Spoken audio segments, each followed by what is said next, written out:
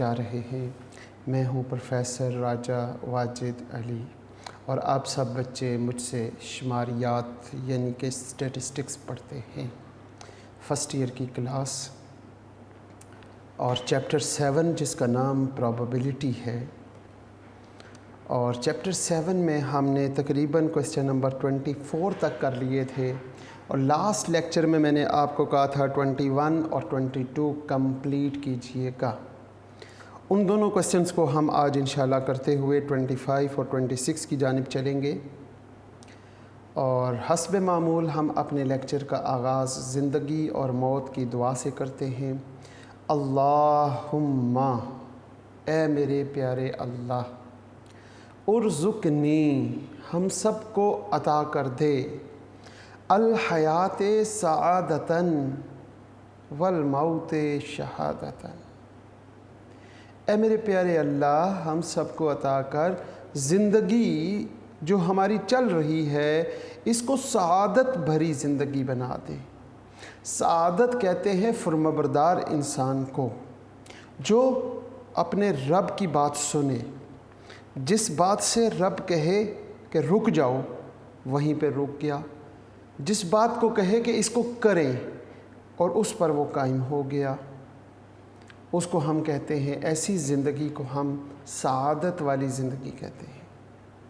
जो अपने प्यारे नबी हज़रत मोहम्मद सल्लल्लाहु अलैहि वसल्लम के हर फरमान पे सरे तस्लीम खम करे और उसकी ज़िंदगी इस अंदाज से गुज़रे, तो हम उस ज़िंदगी को सआदत वाली ज़िंदगी कहते हैं। ऐसी ज़िंदगी जिसकी मंजिल, ज़िंदगी के बारे में क्योंकि कहा गया है कि ज़िंदगी एक सफ़र है और ये ज़िंदगी का सफ़र मौत तक पहुँचने तक, जो हमारी ज़िंदगी का सफ़र है, इसकी मंजिल हमारा रब बन जाए, इसकी मंजिल हमारे प्यारे नबी हज़रत मोहम्मद सल्लल्लाहु अलैहि वसल्लम बन जाए, तो उस ज़िंदगी को हम सआदत वाली ज़िंदगी कहेंगे। उसके अलावा सारी की सारी ज़िंदगी, अगर हमारा मंजिल, हमारी मकसद, हमारी जो आखिरी पनाहगाह है वो अगर हमारा रब है, हमारे प्यारे नबी हज़रत मोहम्मद सल्लल्लाहु अलैहि वसल्लम हैं, तो हमारी सारी ज़िंदगी सआदत वाली गुज़री। और अगर हमने रब की मान के ना अपनी ज़िंदगी गुजारी तो वो सआदत वाली नहीं है। ए हमारे रब, तो हमें सआदत वाली ज़िंदगी का जो रास्ता है उस रास्ते पे हमारा हाथ पकड़ के, हमारा हाथ थाम के उस रास्ते पे हमको चला, बिल्कुल इस तरह जिस तरह बचपन में हमारे वालिदैन ने हमें इन दो टांगों पे चलना सिखाया, दोनों हाथों को अपने हाथों में थाम के एक एक कदम चलना सिखाया। जब हम 2 कदम चलना सीखे तो 2 कदम छोड़ दिया और आगे मंजिल हमारे वालिदैन ख़ुद बन गए, बाहें फैला के आगे खड़े थे कि कहीं गिर ना जाए। तो बिल्कुल इसी तरह ए हमारे रब, हमारी ज़िंदगी को सआदत वाली ज़िंदगी बना। हमारी सआदत वाली ज़िंदगी पे हमारे दोनों हाथों को थाम के हमें चलाना सिखा, हमें सआदत वाली ज़िंदगी पे चलना सिखा।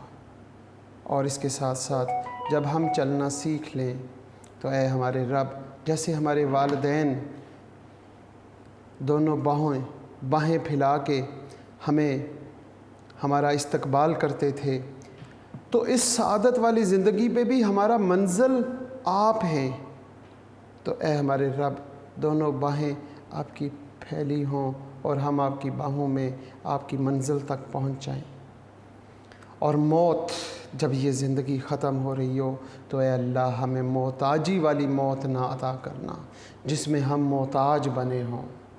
ए अल्लाह, हमें शहादत वाली मौत अता करना कि मरते वक़्त वो लज़्ज़त हम चख के जाएं जो शहीद को जन्नत की नेमतों से भी अफजल लज़्ज़त मिली, और वो जन्नत से बरतरी देते हुए कहता है कि मुझे हज़ारों ज़िंदगियाँ अता फ़रमा ए हमारे रब, और मैं हर ज़िंदगी तेरे नाम पे कुर्बान करूं, और वो जो ज़िंदगी का जो आखिरी लम्हा जो शहादत का लम्हा था और एक खून का कतरा गिरने से पहले जो लज़्ज़त आई, वो लज़्ज़त बहुत प्यारी। ऐ अल्लाह, मोहताजी वाली ज़िंदगी से बचा, शहादत वाली ज़िंदगी अता फरमा। तो अपने रब से ये दुआ सुबह शाम दिन रात किया करें, अल्लाहुम्मा उर्ज़ुक़नी अल हयात सआदतन वल मौत शहादतन, आमीन। बहुत शुक्रिया।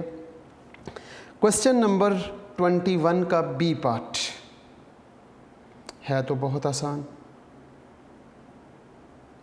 21 के बी पार्ट में वो ये कह रहा है, a box contain 6 good and 4 defective tubes. 6 good and 4 defective tubes. जनाब, क्वेश्चन नंबर 21 है और उसका B part, good 6 and defective, I think पता नहीं 1 लिखा हुआ है, दोबारा पढ़ लेते हैं। 6 गुड एंड 4 डिफेक्टिव, हम इसे 4 बना लेते हैं। टोटल आपके पास 10। आपके पास एक बॉक्स है, उस बॉक्स में 10 ट्यूब्स पड़ी हैं और उन 10 में से 6 जो हैं वो बिल्कुल सही हैं और 4 जो हैं वो डिफेक्टिव हैं। 2 tubes are drawn. 2 tubes are drawn, आपने 2 ट्यूब्स निकाली। 1 ऑफ देम इज सेलेक्टेड, आपने उनमें से जो 2 ट्यूब सिलेक्ट की, उनमें से आपने एक ट्यूब को क्या किया, चेक किया। 1 ऑफ देम, उनमें से एक को चेक, इज टेस्टेड, उसको टेस्ट किया, and found to be good, और वो गुड है। ठीक होगी बात। अब मसला है कि what is the probability that the other one is also good? क्या probability होगी कि दूसरी वाली जो है वो भी गुड हो। अब हमारे पास पहली ट्यूब जो है उसको हम ए कह लेते हैं, ए, और दूसरी ट्यूब को हम बी कह लेते हैं। पहली बात तो ये है कि क्वेश्चन में एक पॉइंट गिवन है कि हमने 2 ट्यूब्स निकाली और उनमें से एक जो है ना वो गुड है। इसका मतलब है ये जो पहली वाली है ये गुड है,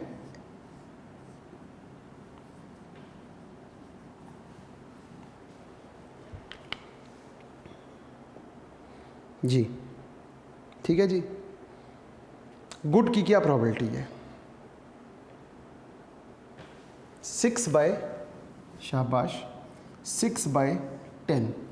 अब आप पूछेंगे कि यहाँ हमने कम्बिनेशन क्यों नहीं लगाया, क्योंकि हमने तो 2 ट्यूब्स निकाली हैं और मैंने कहा था जब एक से ज़्यादा चीज़ें निकालेंगे तो कम्बिनेशन को यूज़ करेंगे।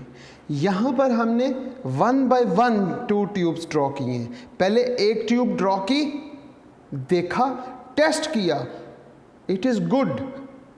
पहले एक ट्यूब सेलेक्ट की, उसको बाहर रख लिया, फिर उसके बाद दूसरी ट्यूब सेलेक्ट की। इस तरह किया है। सिलेक्ट करते हुए हमने एक एक करके चेक की, तो प्रोबेबिलिटी ऑफ ए इट्स 6/10। अब जब बी निकालेंगे हम तो ए पहले से गुड निकल चुकी होगी, तो probability of B, probability of B, अब जब हमने बी निकालनी है तो वहाँ पे हम एट अ टाइम 2 निकाल लेते हैं, या फिर हम यहाँ पर देखते हैं बी की प्रोबेबिलिटी।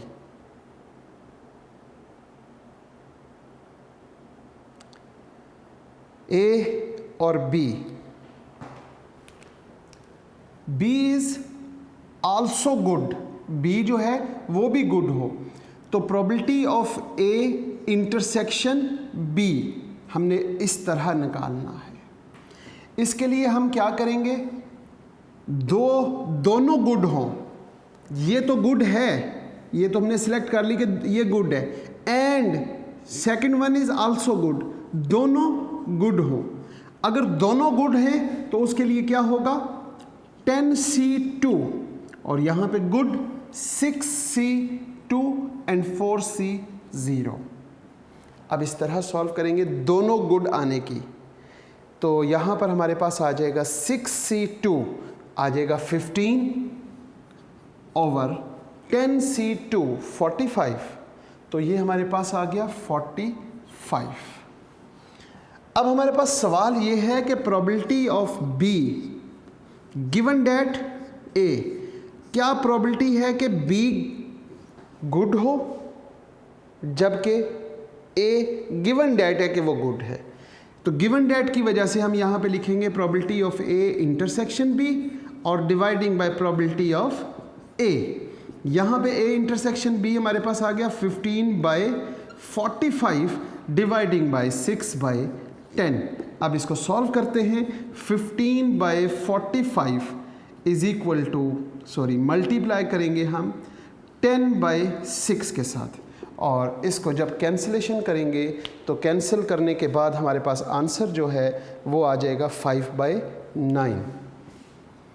5/9 6 2 से कैंसिल कर देते हैं, 2 3s और 2 5s। अब हम यहाँ पे देखते हैं 3 5s 15, 5 9s 45। Answer is 5/9। थोड़ा सा मुश्किल सवाल था, लेकिन उम्मीद करता हूँ कि बच्चों को समझ आ गया होगा। हम देखते हैं क्वेश्चन नंबर 22। क्वेश्चन नंबर 22 में कहता है a pair of dice is thrown. जब पेयर ऑफ डाइज की बात करेगा तो टोटल आउटकम 36 और 36 आउटकम ड्रॉ करने पड़ेंगे। Find the conditional probability of getting total 7 given that the sum is odd.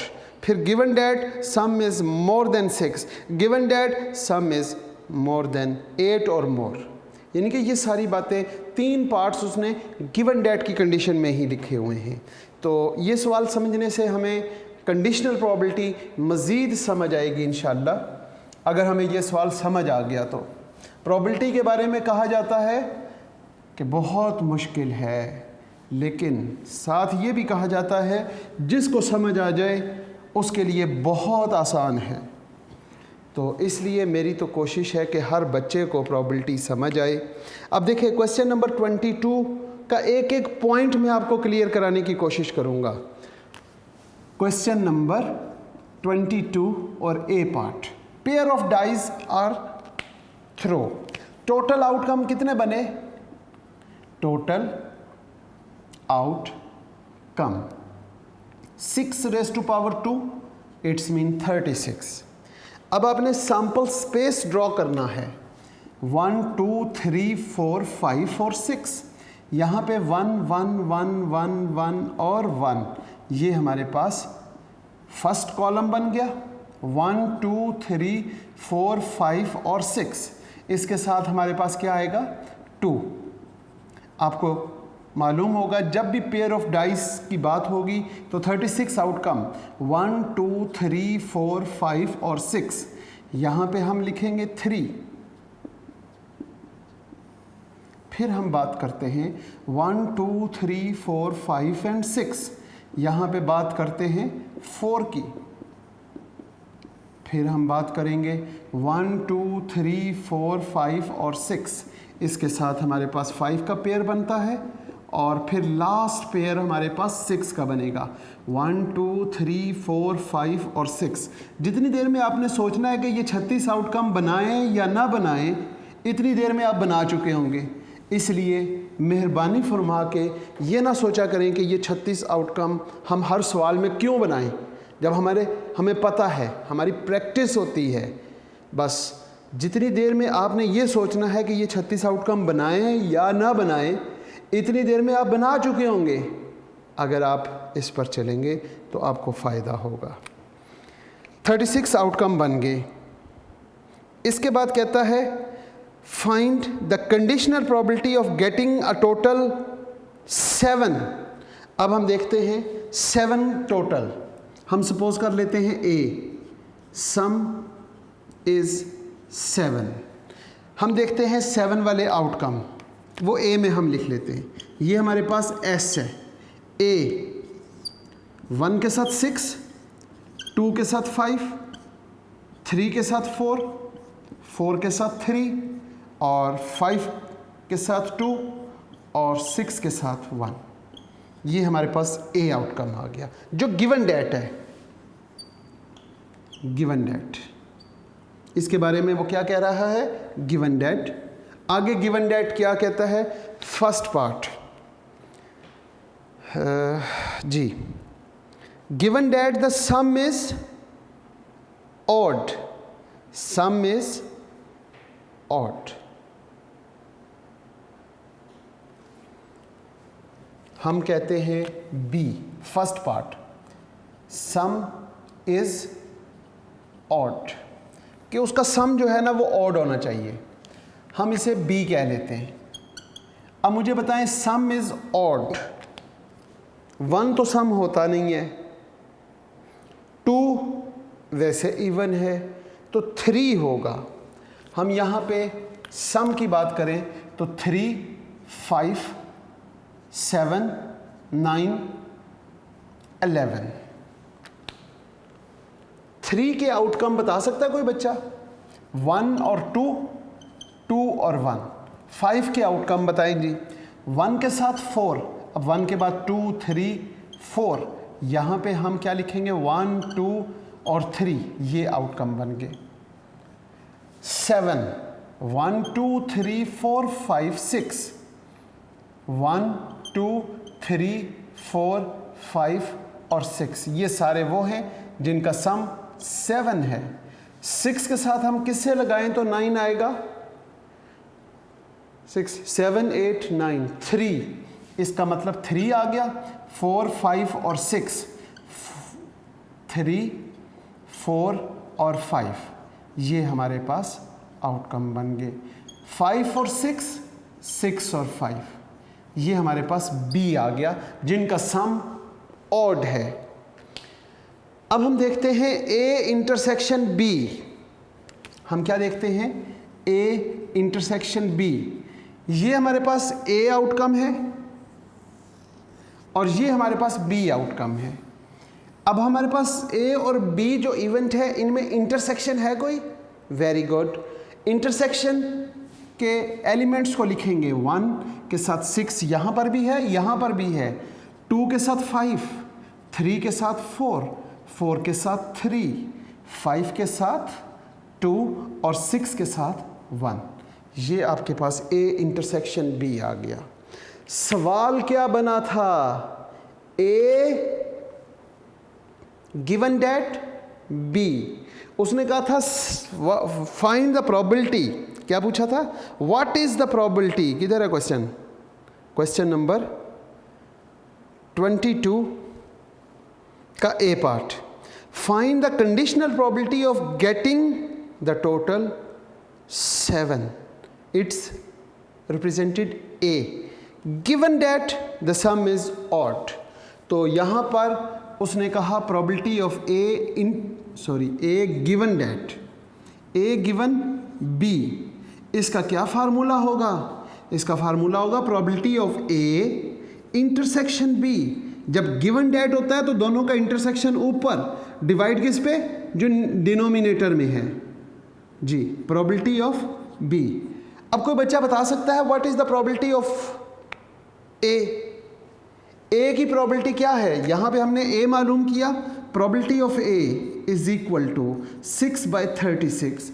यहाँ पे बी को मालूम किया, probability of B is equal to 1, 2, 3, 4, 5, 6, 6, 7, 8, 9, 10, 11, 12, 13, 14, 15, 16, 17, 18/36। और यहाँ पर हमने ए इंटरसेक्शन बी को सॉल्व किया है, तो यहाँ पे देखेंगे तो probability of A intersection B जी is equal to 1, 2, 3, 4, 5, 6, it's 6/36। So A intersection B हमने probability of A given B मालूम करना है, तो ए इंटरसेक्शन बी आपके पास कितना है 6/36 and probability of B it's 18/36। 18/36 36 से कैंसिल हो गया, बाकी क्या बचा 6/18 6/18 और 6 3s are 18 होता है, तो हम लिखेंगे 6 1s are और 6 3s are 1/3। ये है जी आपका आंसर। अब हम देखते हैं सेकंड पार्ट। सेकंड पार्ट में कहता है मोर देन, वही बात, total of 7 given that the sum is more than 6। अब यहाँ पे हमने थर्ड पार्ट की बात करते हैं, सॉरी सेकंड पार्ट की बात करेंगे, लेकिन हमने ए और बी दिया हुआ है। अब हम सी लिखेंगे। सी किसको रिप्रेजेंट कर रहा है, सम is more than 6। More than 6 का मतलब है कि 6 नहीं, 6 से आगे वाले, मतलब सम कौन सा हो, 7 हो, 8 हो, 9 हो, 10 हो, 11 हो और 12 हो। अब हम सी आउटकम यहाँ पे लिख देते हैं जी। सम इज 7, कोई बच्चा बताएगा सम 7 आने की पॉसिबिलिटीज़। 1 के साथ 6, हम 2 3 4 5 और 6, यहाँ पे 1 2 3 4 एंड 5 6, ठीक हो गया। ये 6 आउटकम है, ये 36 आउटकम में से हमने ये 6 आउटकम जिनका सम 7 है, 8, 2 के साथ 6 होता है, 6 7 8 होता है, ठीक है जी। 2 के बाद हम यहाँ 3 4 5 6, यहाँ पे क्या लिखते हैं 2 3 4 एंड 5 एंड 6। ये हमारे पास वो आउटकम है जिनका सम 8 है। सम इज 9, इट इज़ 3 + 6। 3 के बाद हम 4 5 और 6, 3 4 एंड 5 10 जी। 4 के साथ 6, 5 और 5 और 6 और 5, यहाँ पे 6 और 5, 5 और 6, 6 और 6, ये हमारे पास आउटकम बन गए। हम प्रोबेबिलिटी ऑफ सी के बारे में क्या कहते हैं कि प्रोबेबिलिटी ऑफ सी क्या है, हम यहाँ पे साथ ही लिख देते हैं प्रोबेबिलिटी ऑफ सी। 1 2 3 4 5 6 7 8 9 10 11 12 13 14 15 16 17 18 19 20 एंड 21, 21/36। अब आपने मालूम करना है ए intersection C, A intersection C. A और सी में इंटरसेक्शन कौन है, 1 के साथ 6, 2 के साथ 5, 3 के साथ 4, 4 के साथ 3, 4 के बाद 5 के साथ 2 और 6 के साथ 1। ये ए इंटरसेक्शन सी है। साथ ही हम यहाँ पे लिख लेते हैं probability of A intersection C जी। ए इंटरसेक्शन सी, ए और सी का इंटरसेक्शन 1 2 3 4 5 एंड 6, 6/36। अब हमारा सवाल क्या बनता है, probability of A given that C, A given that C मालूम करें। फार्मूला क्या होगा, probability of A intersection C dividing by probability of C. What is the probability of A intersection C, it is 6/36 and probability of C, ये probability of सी 21/36, 36 से cancel हुआ, 6/21, ये आपका answer आ जाएगा 6/21। और जब 6/21 है तो हम 3 से कैंसिल कर सकते हैं, 3 2s are 3 7s are 21, 2/7 A given C. Second part. Third part में वो जनाब आपसे पूछता है सम इज मोर देन 8। जनाब अब हम थर्ड पार्ट की बात करते हैं, सम इज मोर देन 8। हमारे पास है जी fourth part, sorry third part. कितना पार्ट है, थर्ड पार्ट। सपोज करते हैं D, sum is more than 8, sum is more than 8। इसका मतलब ये हुआ कि 8 से ज़्यादा, तो 9, 10, 11, 12, यहाँ पे ये डी आ गया। अब हम देखते हैं प्रोबेबिलिटी ऑफ डी हमारे पास क्या है। Probability of D 1 2 3 4 5 sorry 1 2 3 4 5 6 7 8 9 and 10. It's 10 by 36. 10 by 36. Intersection A probability बताएं, सॉरी पहले हम ए इंटरसेक्शन डी, ए में और डी में कोई इंटरसेक्शन है? एम्प्टी सेट कोई नहीं है। Probability of A intersection D is equal to 0 by 36।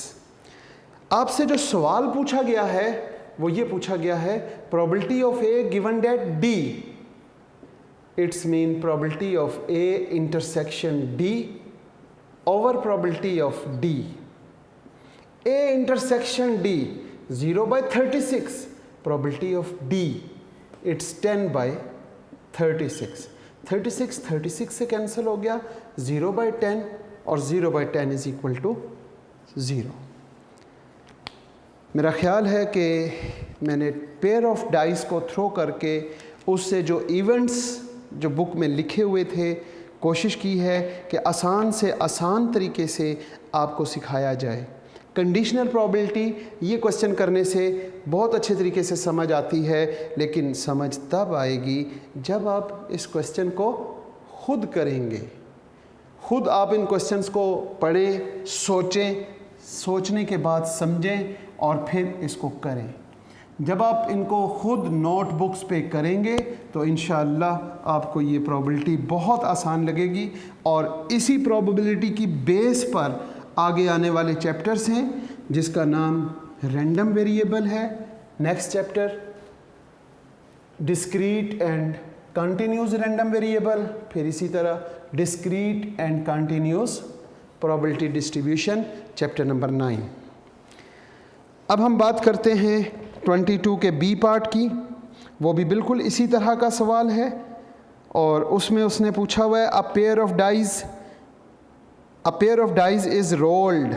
हमने 2 डाइज को रोल किया। इट इज़ नोन डैट, ये बात मालूम है कि 1 डाई हैज़ शोन अ 5। हम सपोज करते हैं कि ए, हम बिल्कुल उसी तरह हम ए को सपोज करते हैं कि 1 क्वेश्चन नंबर 22 और उसका बी पार्ट वही पेयर ऑफ डाइज हैं। हम पेयर ऑफ डाइज में आउटकम की बात करते हैं 6 raised to power 2 36 आउटकम बन गए। हम ए को कहते हैं 1 डाइज इज शॉन 5। एक डाई जो है ना वो 5 को ज़रूर शो करे, एक डाई 5 को शो करे, दूसरी जो मर्ज़ी करे।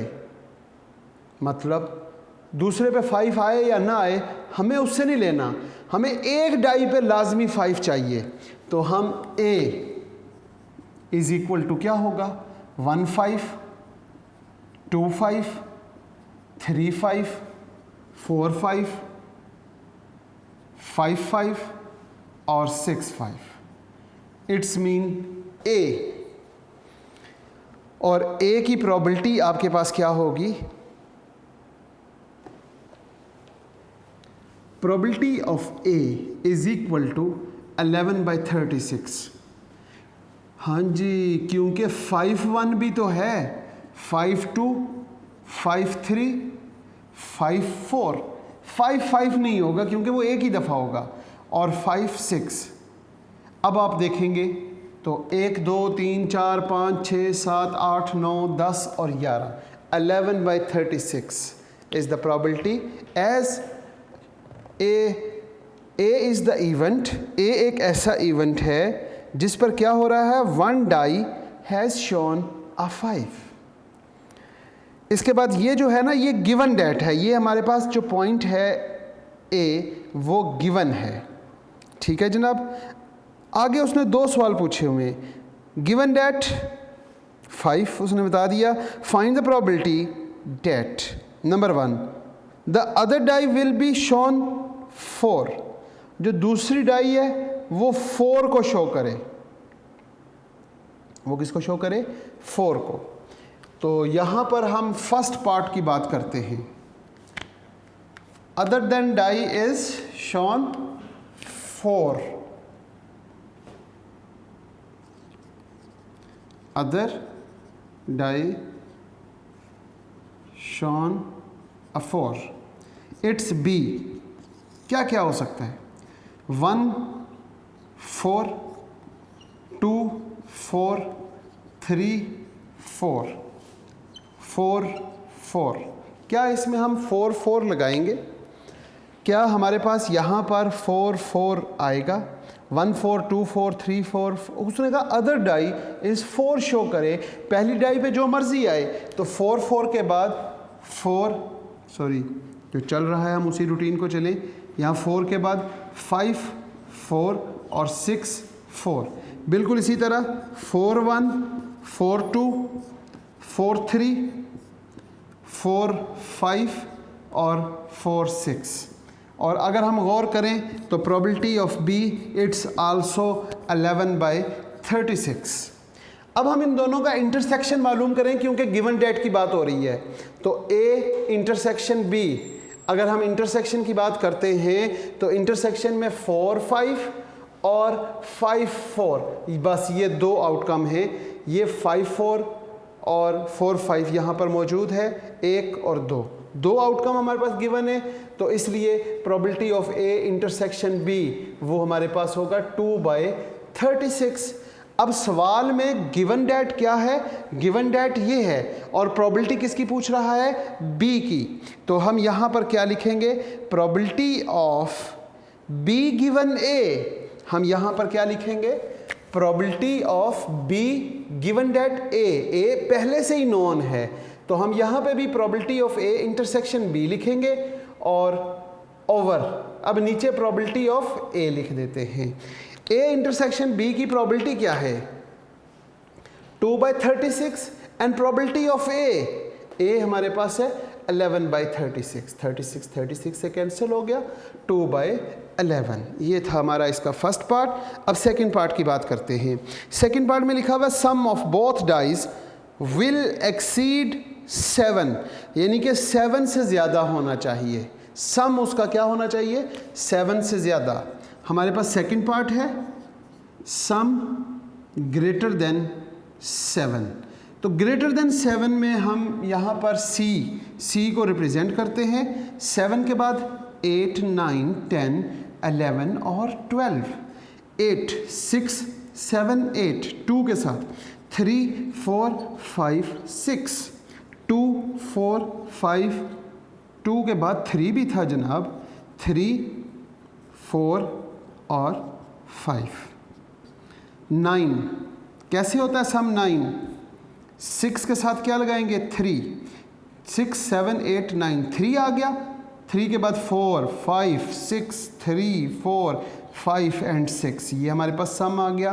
10 4 के साथ 6, 5 के साथ 5 और 6 के साथ 4, 5 के साथ 6, 6 के साथ 5, 6 के साथ 6, ये हमारे पास आउटकम आ गया। अब हम देखते हैं कि ए इंटरसेक्शन सी वो कितने हैं। ए इंटरसेक्शन सी में देखेंगे तो हमारे पास एक ये आ जाएगा, दूसरा, तीसरा, चौथा और ये पांचवा, जिनमें 4 हैं। इंटरसेक्शन जनाब 4 4, आगे चलते हैं 4 5 5 4, इसके साथ हम लिखते हैं 4 6 और 6 4। मेरा ख्याल है बस इतने ही हैं। Probability of A intersection C is equal to 1 2 3 4 and 5/36। और यहाँ पर अगर हम बात करते हैं प्रोबेबिलिटी ऑफ सी 1 2 3 4 5 6 7 8 9 10 11 12 13 14 एंड 15, तो यहाँ पे 15/36 आ गया। आपके पास 15/36 आ गया। और दूसरा क्या आ गया? 5/36। अब आपसे सवाल उसने पूछा कि प्रोबेबिलिटी बताएं ए इंटरसेक्शन सी, ए इंटरसेक्शन सी 3, 5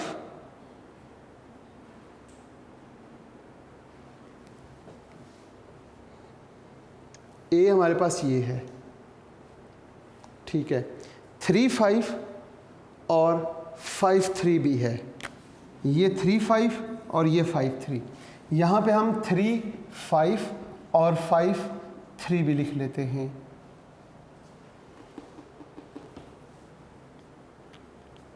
तो क्या आ गया आपके पास? एक।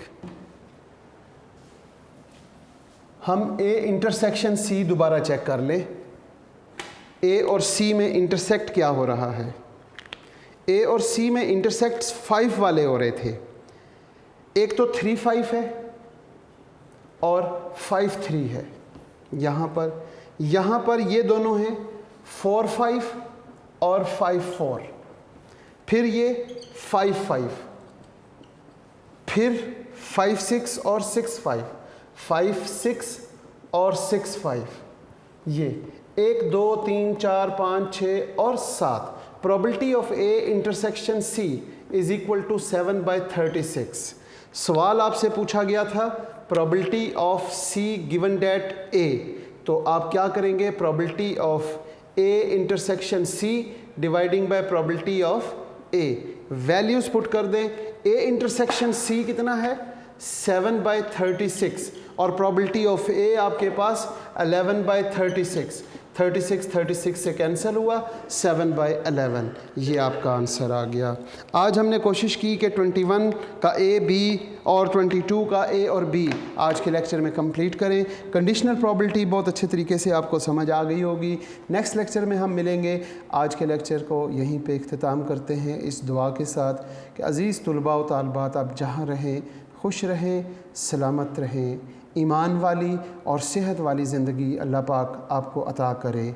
और आखिरी लम्हा जब हमारा इस दुनिया में हो तो ऐ हमारे रब, हमारी ज़बानों पे कलवा तैयब जारी फरमा दीजिएगा, ला इलाहा इल्लल्लाह मुहम्मदुर रसूलुल्लाह, ताकि हमारा ख़ात्मा भी ईमान पर हो सके।